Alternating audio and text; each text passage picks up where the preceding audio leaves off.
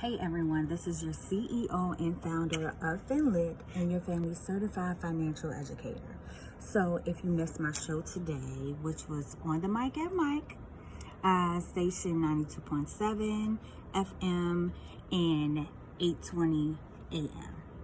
Today's topic was, and this is something that we'll be talking about all month, financial habits for parents to avoid with their children. Some of the stuff should be implemented now. I would say just implement all of it now. The two topics I spoke on today was, making money taboo. That's like not talking to them about it at all. And also fighting over money. All right, so let me just discuss briefly as far as making money taboo. This is something that we need to change.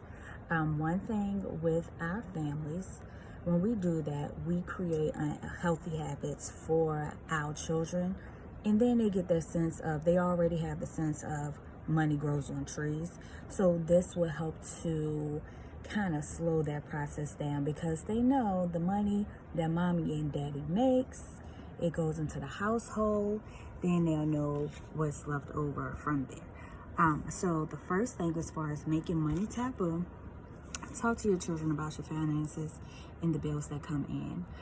One exercise you can do with them is pretty much show them the bills, show them what comes in the house, however often you get paid, and to include them to make them a part of that.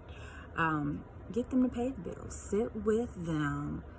Make the phone calls. Let them see what you do, making your phone calls to pay your bills, whether you're doing it online or going to a location. Some of you are already doing this now, so some of your kids have the understanding of that. For those of you who don't, and it's like, no, I'm not doing that with my kids, just try it.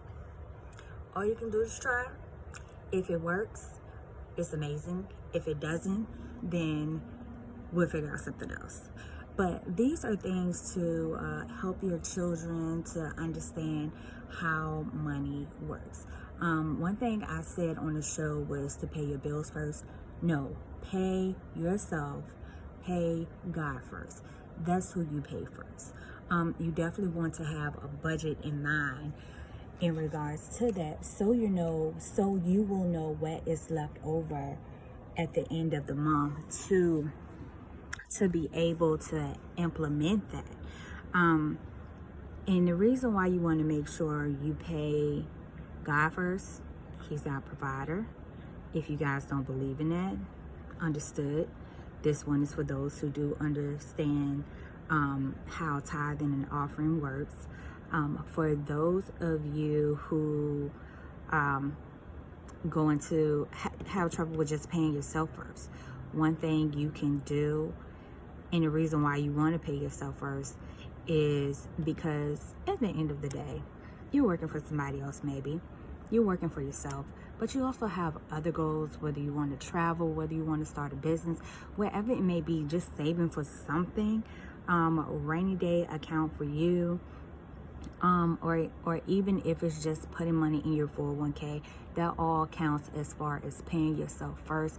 Just make sure you do that, because you don't want to get to a point where you shelling out your money to everybody else, every other company, and then when it comes to you, there's nothing there. So make sure you pay yourself first as well. The next thing I want to talk about is just paying the bills. That should be next. Categorizing everything and getting that sent out. And also a good thing would be to get your kids to help you with a budget. Let them figure it out on their own and come up with one, and then you guys can review it.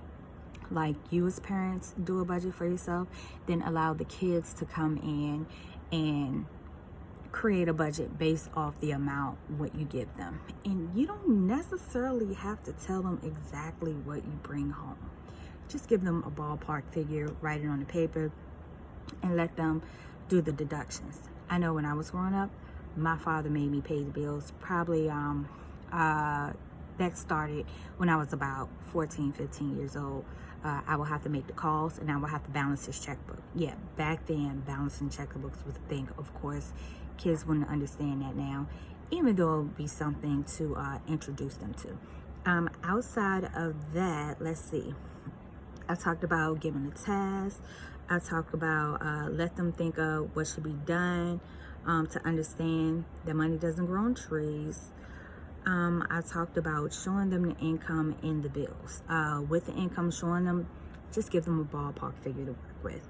Whether you're coming home with $4,000 a month, 3, 2, whatever the case, whatever you're coming home with, use that number and get your bills out so they can see, hey, this is the electric bill, this is the cable bill, we pay water, we pay the mortgage, because they will get to see, okay, so these are all the bills, this is what mommy and daddy pays, and it helps them to implement a budget early on in life, helps them to understand how to budget money, opposed to them wanting to get out real quickly, not understanding the way of the world. It helps them to implement a budget so they can start saving for themselves as well when they get their own money. The next thing is fighting over money. I'm going to do another video